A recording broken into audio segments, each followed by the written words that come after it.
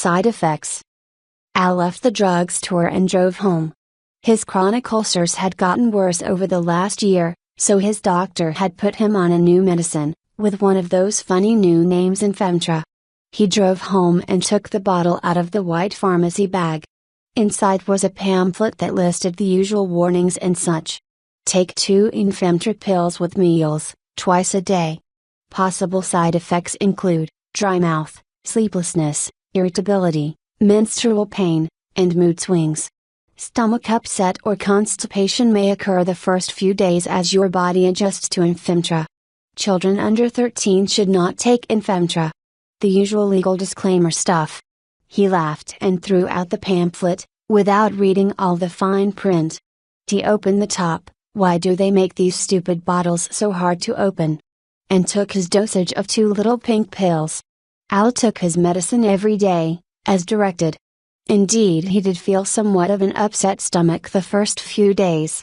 But that went away, and soon taking Femtra just became part of his normal routine. His ulcers felt better, and he happily went on with his life. It was 4 months later, and all seemed well. Al was at work, going over a proposal with Katheryn, his manager. He wasn't feeling very well that day. "What's the matter, Al? You don't look very good," she said. "Ooh, I just had the most terrible cramps," he said. "I get those," she joked, "that's why I keep a bottle of Midol in my desk." "Big help," he said. "You sure seem grumpy today," she replied.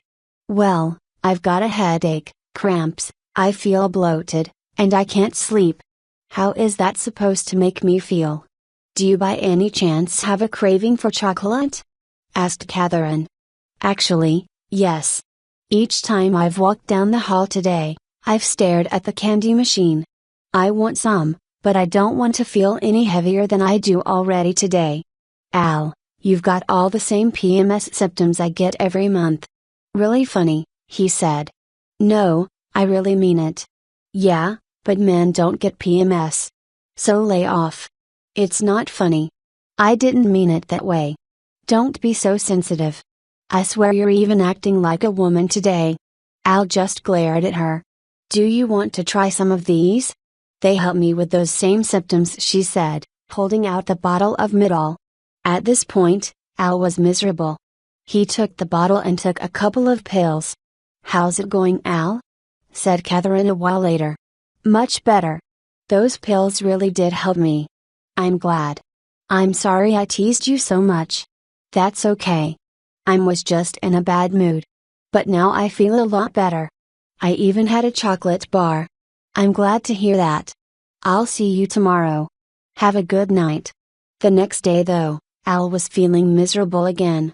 He had to go to Katheryn's office, to ask her for a couple more Midols. "Maybe you should see your doctor. You might be coming down with something."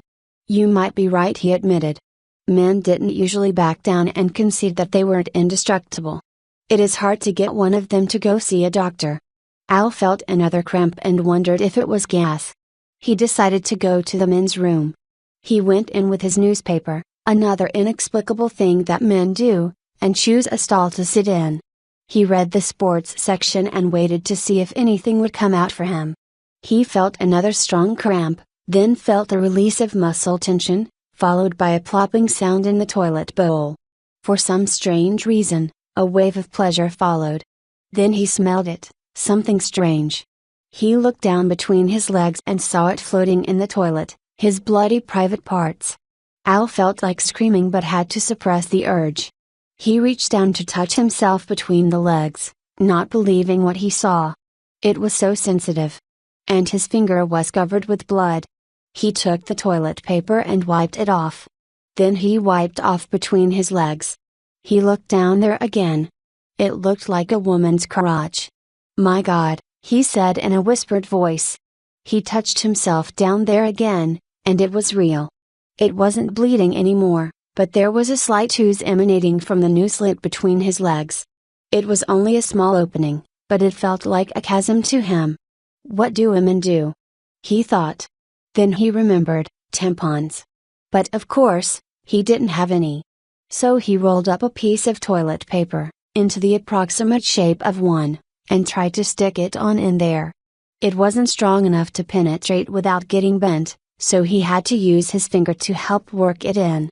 The feeling of something sliding into his new vagina sent shivers up and down his spine. He had a vagina. And he was having a period. That meant he had ovaries. He had a uterus. Oh no.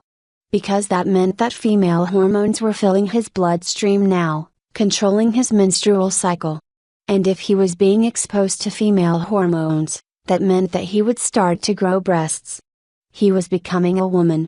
As this realization sunk in, he started to panic. Where was he going to go? What was he going to do?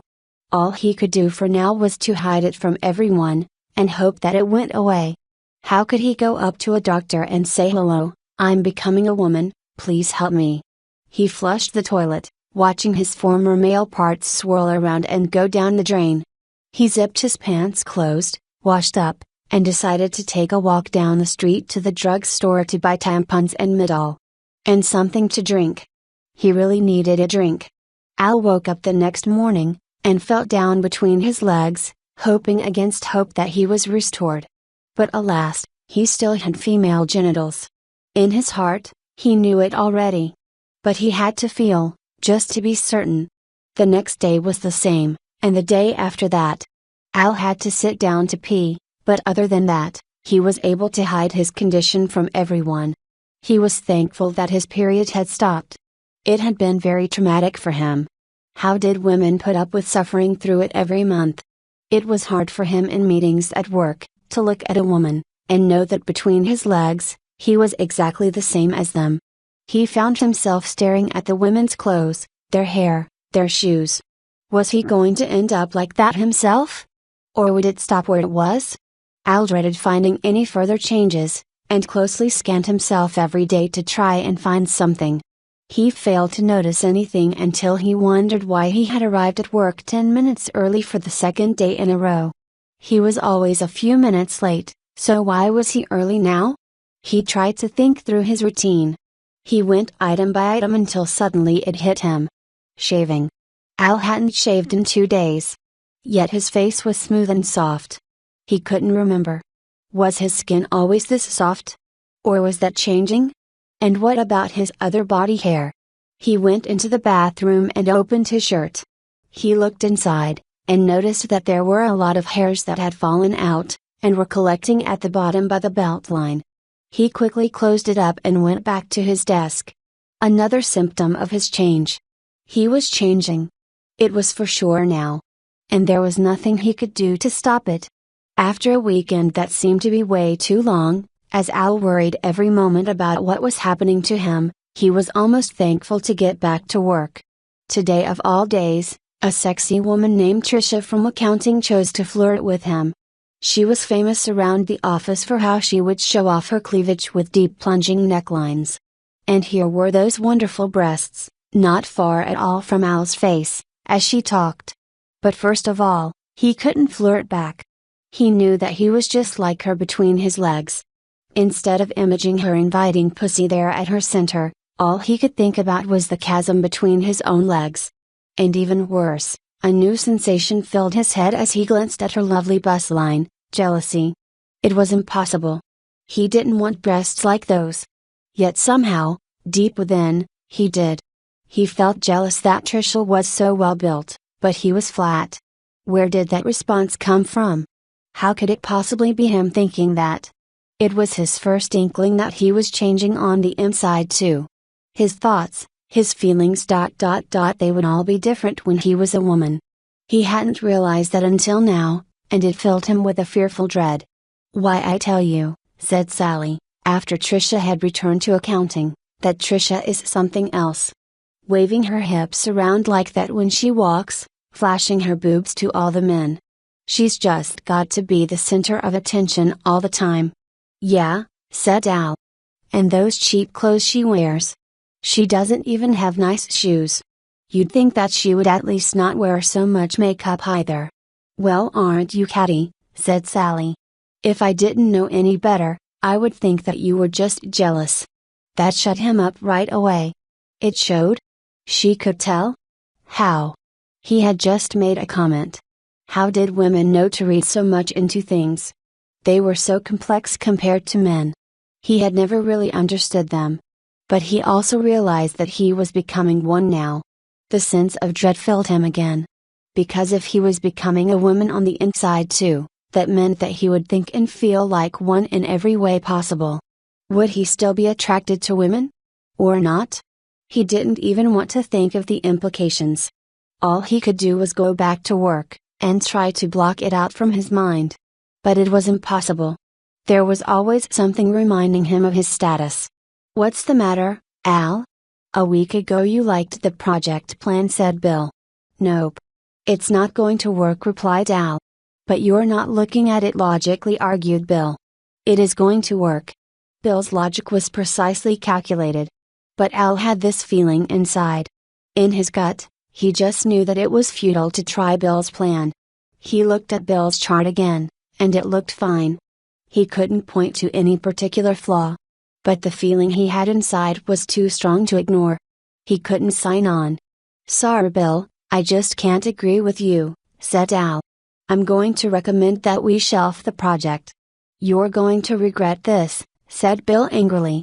"I've got enough votes on the committee to force this through, with or without your approval.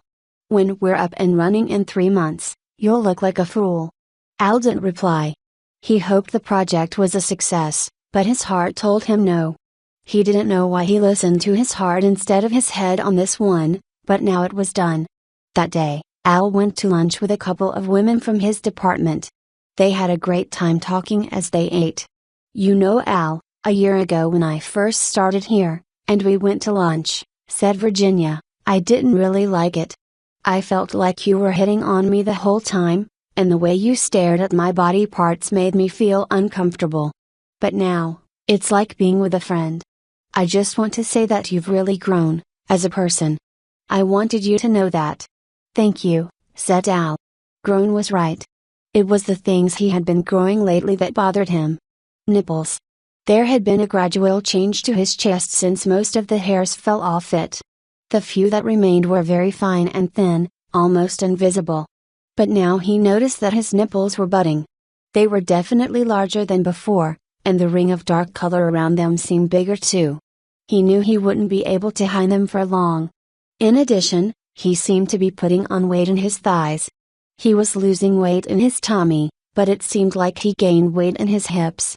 This made his butt look rounder, even though it really wasn't any bigger than before. So far the changes were subtle, and he seemed to be the only one who noticed. But over time, it would start to show.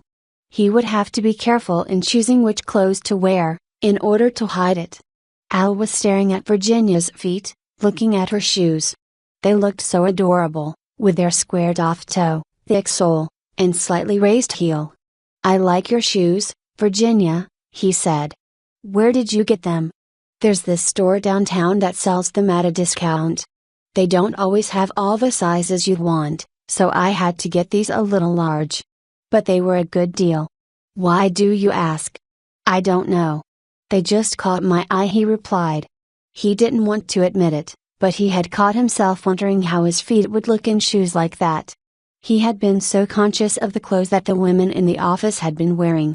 His dress shirts and khaki pants seemed so dull and boring, whereas the women had lots of exciting outfits. They could wear pants one day, a skirt the next, and a suit the day after that. Al tried to stop it, but he couldn't help it.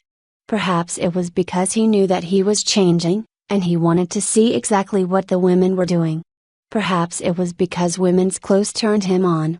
But he was starting to come to the realization that he wanted to start dressing like that. The thought really scared him, so he tried to push it aside. "Maybe I'll get an outfit to try on at home," he thought. "Just to see what it's like." He looked up to Virginia, hoping he had just thought that, and not said it out loud by mistake. She was sipping the last of her iced tea and didn't seem shocked or anything. So he was relieved.